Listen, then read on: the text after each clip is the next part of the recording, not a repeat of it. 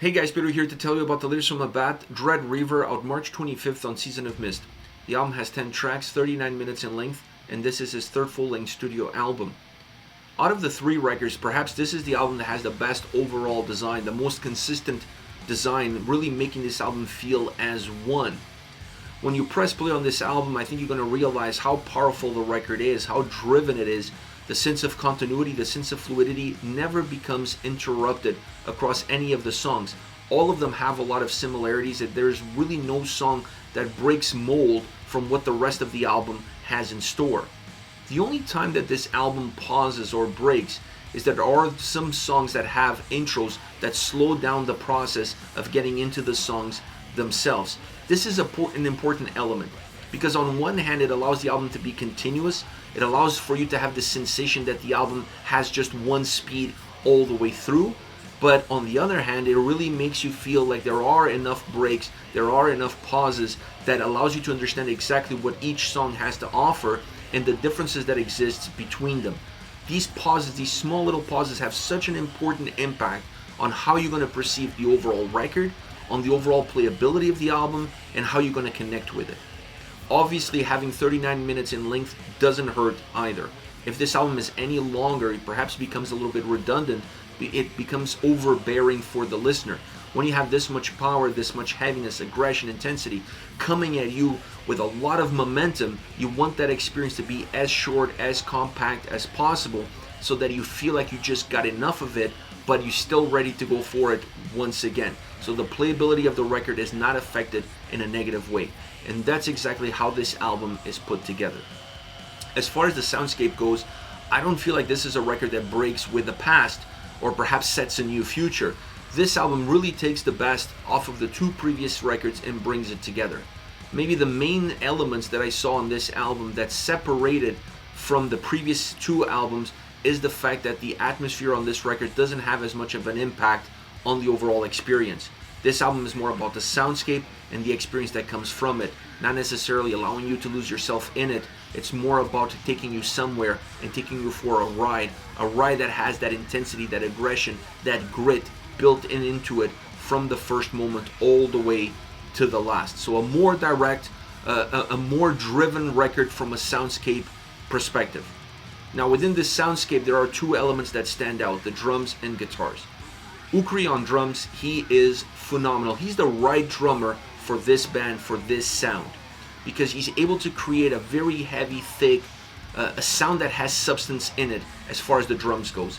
The drums feel thunderous almost every single song, regardless of the movement, regardless of the momentum that the tracks have, regardless of the lyrical content of the songs or exactly where the songs are taking the listener. The drums are so consistent in terms of the heaviness that they have, and at the same time not letting that heaviness overshadow everything around them. It almost feels like the drums are there to create the footprint of these songs. We want the tracks to be as big as possible. So let's use the drums, let's use the heaviness on the drums to expand the footprint of the songs, to make these songs feel epic, to make these songs feel big, but not necessarily thin.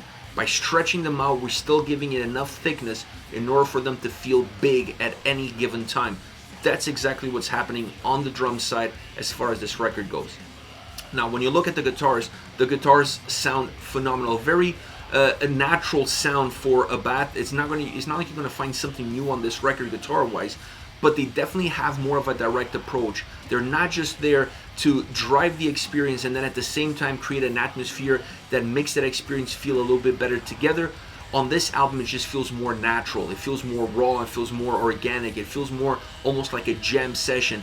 It's a rock and roll album at heart that just really drives forward, not looking back at any given time. That's the experience that you're going to get from the guitars. Now, when you pair that with that heaviness on the drum side, it also allows the guitars sometimes to have more of a heavy dip, but also allows them to have a melodic side so that it balances out the overall experience of this record, allowing the songs to have some ebbs and flows built into them, but not really breaking mold as far as the overall design is concerned. Now, once it gets into the vocals, this is where things got really interesting, because I was expecting the record to push the vocals either forward or backwards, but that's not the case. The vocals don't have one single place of position.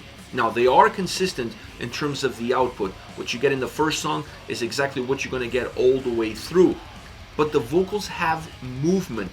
They expand, they contract, they expand, they contract, they weave, they connect with all the other elements. They're not staying in one single lane. They're just really cross-pollinating across every single thing that is happening. They're permeating through the drums, they're permeating through the guitars. They have this sense of movement to them that makes the album feel even bigger. So here you are, you create a record that sound-wise has this huge footprint that feels larger than life, but at the same time very direct, very intensive, and then you created the best vocals as you could in terms of not just the outcome, but rather how you integrate them in this overall design so that the vocals themselves also feel epic, they also feel big, they also feel larger than life. Really makes this album come together as one, really gives this album a full all-around experience. And because of that, I really feel like this is perhaps the best of the three, the most complete one. When you look at the structure, when you look at this sound approach, when you look at the drums, guitars, the way the vocals come together, it's really the cherry on top of the cake. It just makes everything else come to life. It allows the record to have a soul, not depend heavily on atmosphere, but rather more on a pure rock and roll driven experience from start to finish. Now, as far as favorite songs are concerned, I want to start off with Scared Core. The drums on this track are galloping. They just feel like there's like these horses, there's this stampede coming towards you. The guitars have more of a direct approach.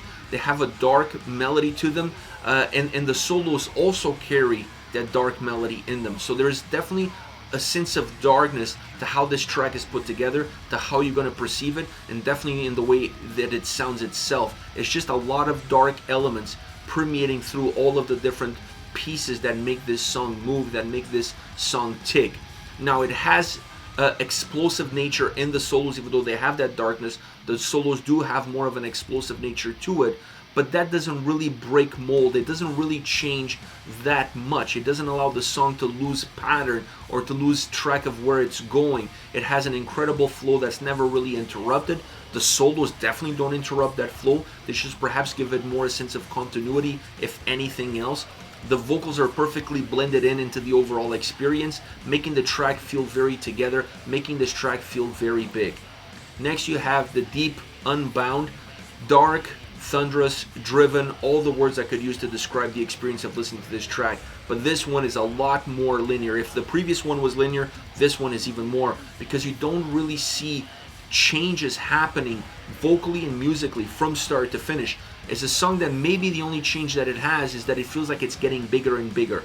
There's a sense of an avalanche with this track. It's coming at you, and the closer that it's getting to you, the bigger it looks and the bigger it feels. So that might be the only change that this song offers. But as far as the movement is concerned, the movement stays very consistent from start to finish. The drums give this track a huge bass. They really ground the song. The guitars help the song be a little bit more penetrating, so it's a track that has volume, but it's not all about the volume. It's about also how you drive through that volume, and the guitars are definitely doing that. The vocals have this ability to add volume to also the sound. Everything just feels bigger, and that's why you have this sense of growth from start to finish, musically and vocally. It's just a song that has a lot of power, and it, like I said, it gets bigger and bigger as it progresses, or at least that's how it feels. That's not necessarily how it is. Last but not least, Trapped Under Ice, a Metallica cover. Now, I was surprised that this cover was not the last song on the album, because normally when you have a cover on a record, that's exactly where you put it, at the end, because you don't want to break the flow of the album. You don't want to break the sense of continuity that the record has by putting it in the middle or putting it in the last third. In this case, there's still 2 songs after this one before you reach the end of the album. So that was a little bit of a surprise even before I pressed play. Now, once I pressed play, I realized that it doesn't matter, because this track sounds just like any other track on this record. It obviously is a cover, but the way they merge, the way they converted this song into the overall soundscape of the album, this track fits anywhere. It could be the second track on the album, it could be the third, fourth, fifth. It doesn't really matter where you're going to put it. The sound that you're going to get out of it matches the overall soundscape of the record. That allows the cover to interact really well within the album construction, regardless of where you place it. The other interesting thing about this cover is that when I was listening to it, it felt like a Motorhead song. It felt like if Motorhead was covering Metallica. That's exactly how this track came across, which once again fits perfectly within the band. It definitely fits perfectly within the more direct, abrasive approach that this record has. This is a phenomenal cover through and through. I really liked it. I was surprised by how good it was, but better yet, surprised by how well it fit in the overall design. Not an easy thing to do, and I feel like they did it flawlessly. This is it. Abbath, Dread Reaver, out March 25th on Season of Mist. Let me know your thoughts on the band, on the singles. Use the comment section below. I'll be reading those and getting back to you. Take care, guys.